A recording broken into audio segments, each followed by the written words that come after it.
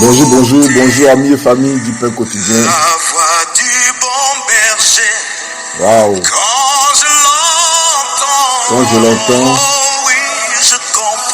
Oh, je comprends qu'il a payé pour ma liberté.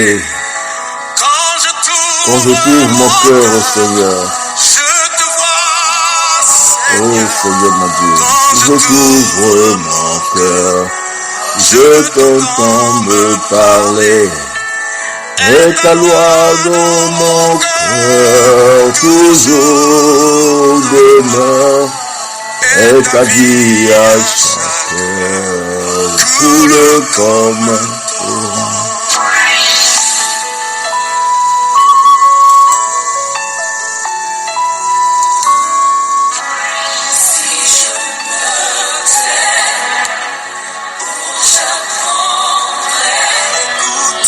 À écouter la voix du bon berger, quand je l'entends, oh je compte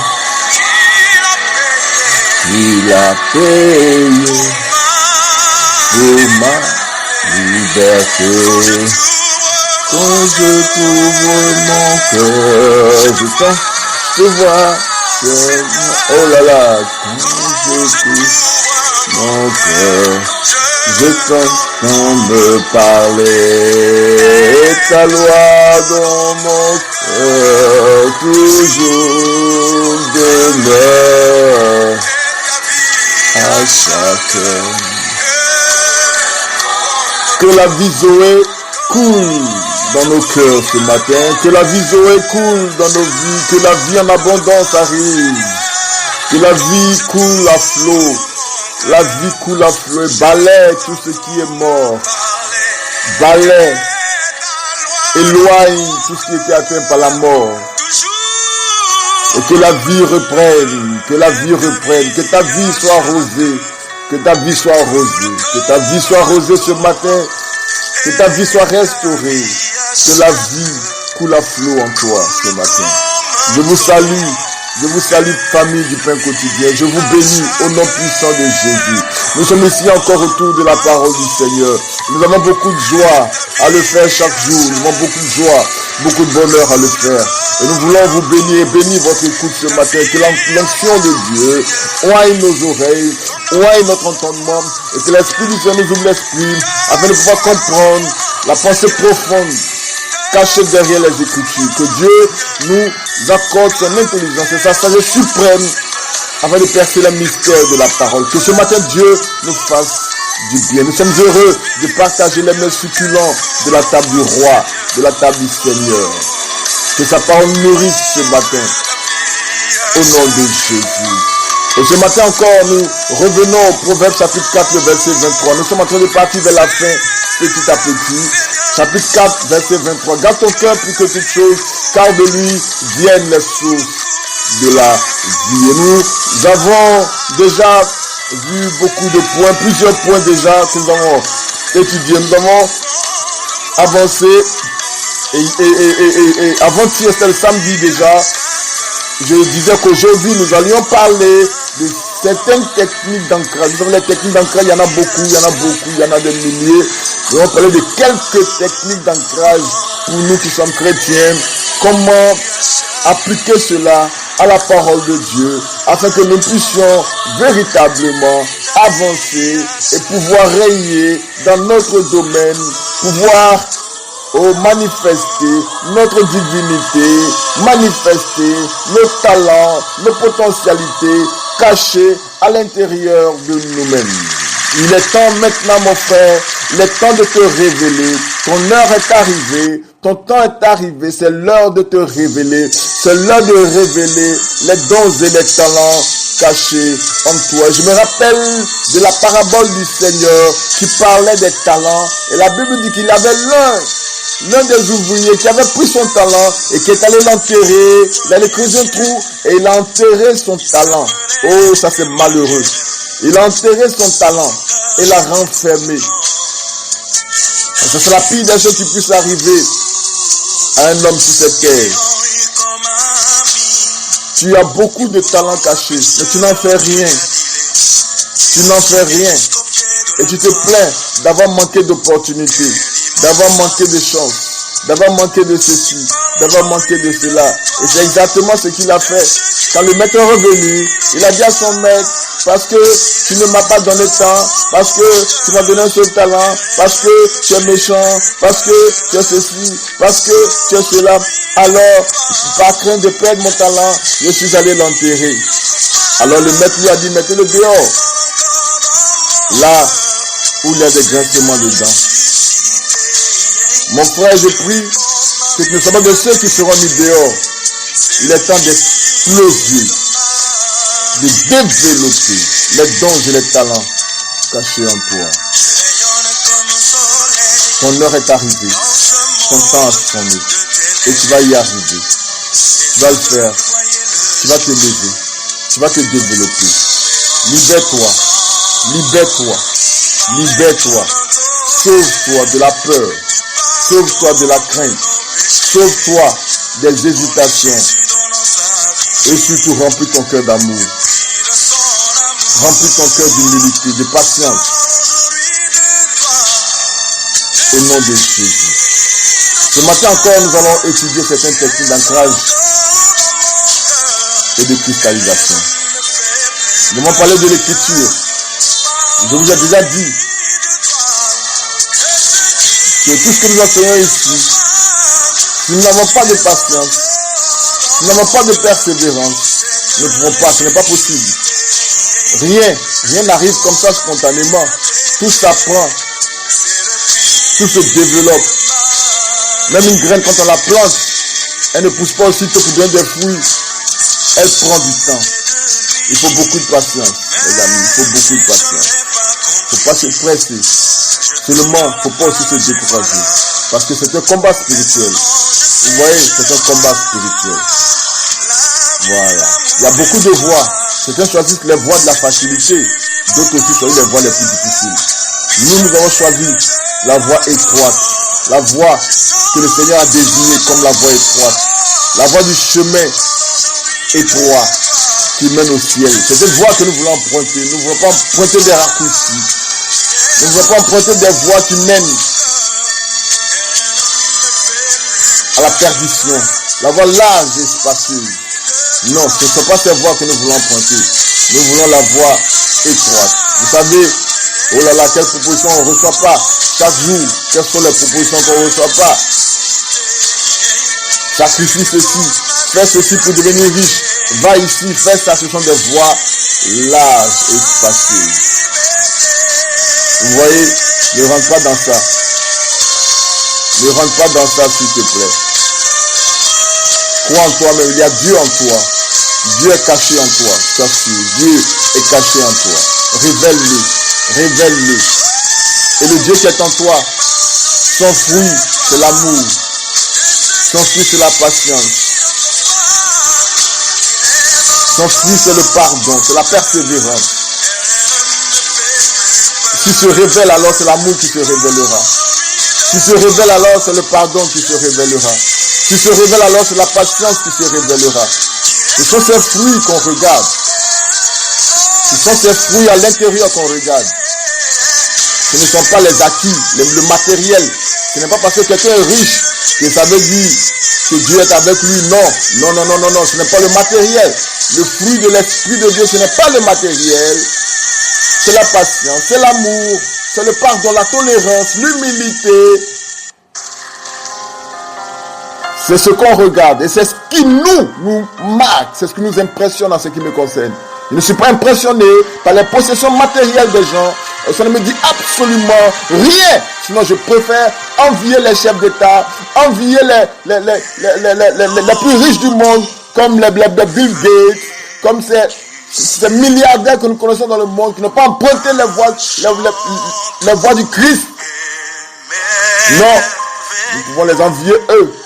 Si nous voulons devenir aussi riches qu'eux, nous allons emprunter leur voie. Il y a tellement de milliardaires sur la terre. Tellement de milliardaires. Nous connaissons parfois certaines voies que certains empruntent. C'est pas eux, c'est pas cette voix-là, c'est pas le matériel, c'est votre qu'on en a besoin, mais c'est juste pour faire l'œuvre du Seigneur, pour accomplir les œuvres de Dieu. Le reste, ce qui nous intéresse, c'est l'intérieur, le développement de notre esprit, notre capacité à comprendre les choses de Dieu, notre capacité à accepter, à développer Dieu en soi-même, à développer l'amour de Dieu en nous, à développer l'humilité en nous-mêmes, le pardon, le sacrifice pour les autres. C'est ça. C'est ce que nous regardons, c'est ce que nous recherchons et c'est ce qui nous impressionne.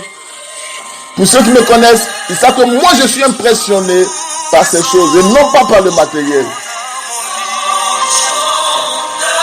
Et ça c'est ma nature intrinsèque et ça c'est la vérité. Et ce matin je vais vous bénir ce matin. Oh, ça ne veut pas dire qu'on n'a pas besoin d'argent, on n'a pas besoin du matériel, on en a besoin pour l'œuvre de Dieu, pour évangéliser, pour accomplir la mission du Seigneur. Non pas pour être arrogant, non pas pour se vanter, non pas pour se glorifier soi-même. Ma gloire appartient à Dieu. Mon honneur est entre les mains du Seigneur. Et je bénis le nom du Seigneur, qui me permet de me développer chaque jour, de grandir chaque jour en lui. Et je l'aime tellement, le Seigneur. Je l'aime, je l'adore. Et j'aime ceux qui aiment Dieu comme moi, qui le voient comme moi, je le vois. Je vous salue ce matin. Je vous salue. Et nous développons quelques techniques d'ancrage. C'est très simple. Nous on parle de l'écriture. L'écriture d'abord est une technique d'ancrage. Ça c'est la première technique d'ancrage, l'écriture. L'écriture est la matérialisation physique sur papier des écritures spirituelles qui sont inscrites dans nos pensées, dans notre tête, dans notre esprit, en termes de pensée. Que nous recevons une idée, une intuition, une pensée, c'est une écriture qui est inscrite dans notre esprit déjà, mais qui n'est pas encore matérialisée. Alors nous commençons à la vocaliser et ensuite à l'écrire. Quand nous commençons à l'écrire, nous commençons à matérialiser. L'écriture est une technique d'ancrage, la première technique d'ancrage. C'est-à-dire, dès que la pensée te vient, prends ton stylo et commence à écrire. C'est la première technique d'ancrage. Prends ton stylo et commence à écrire. Commence à écrire ta vision. Commence à écrire ton rêve.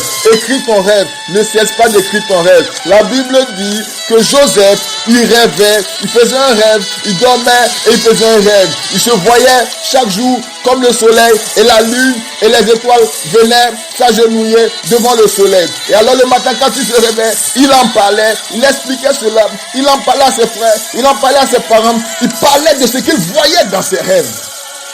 Est-ce que vous voyez un peu? C'est une technique d'ancrage qu'il employait. Il faut avoir des techniques d'ancrage.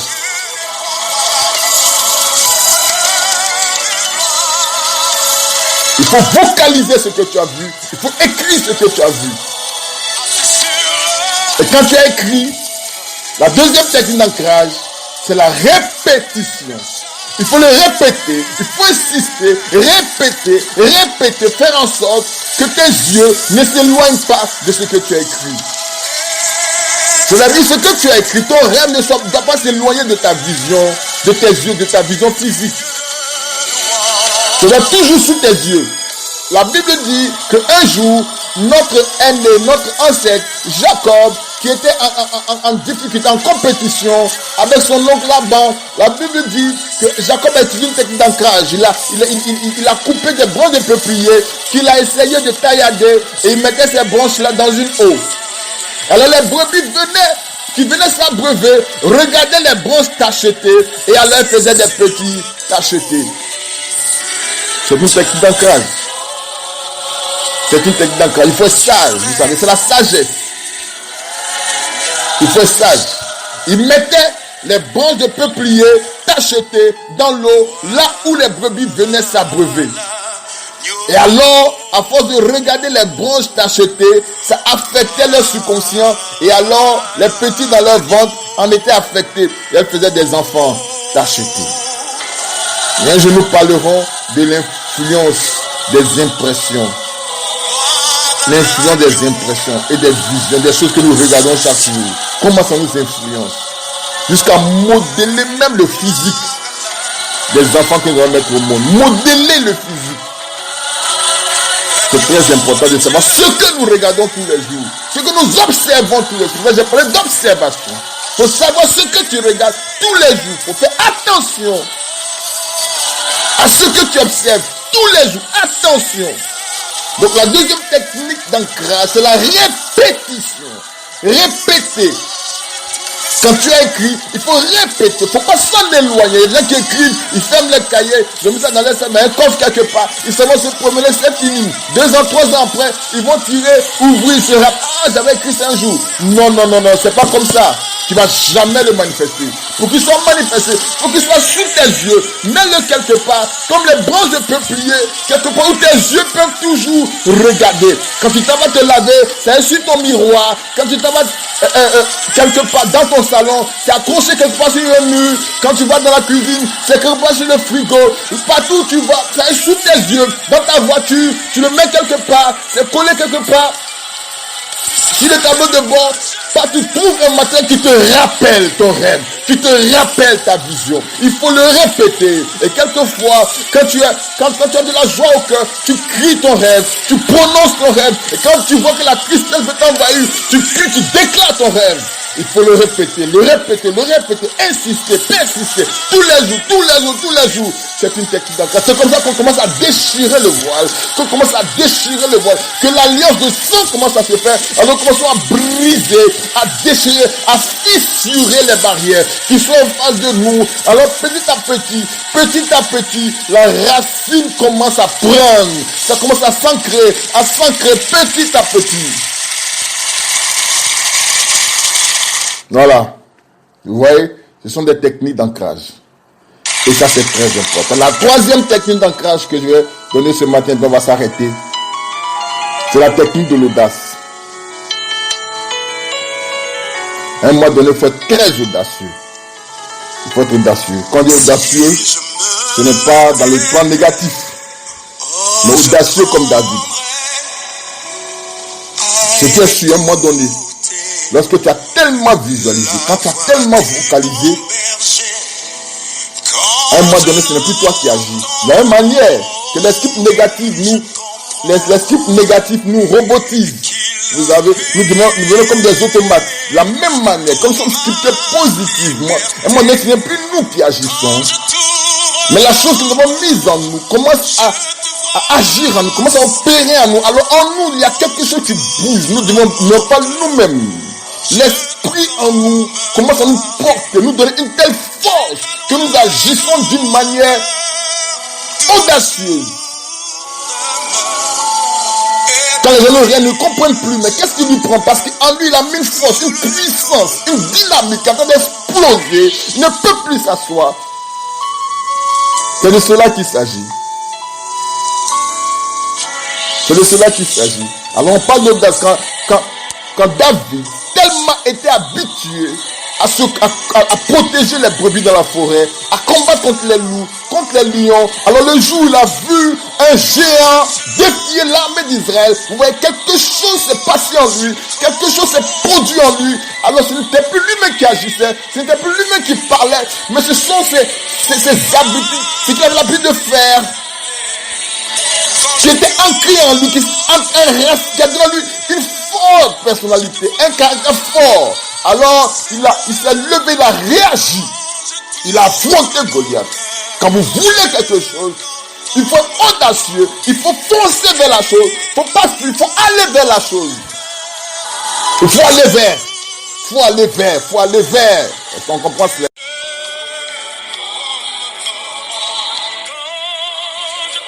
Il faut aller vers comme je le dis. Il ne faut pas reculer, il faut être audacieux. Il faut aller vers ce que tu veux. Il ne faut pas fuir, il ne faut pas avoir peur. Poursuis ton rêve avec audace, avec courage. Libère-toi de la peur, c'est très important. Si c'est une maison que tu veux, cherche les endroits, surtout des belles maisons. Vas-y, présente-toi comme un acheteur, comme un futur locataire. Visite la maison, commande, proclame, déclare la parole, confesse-la dans ton cœur, à haute voix, crie.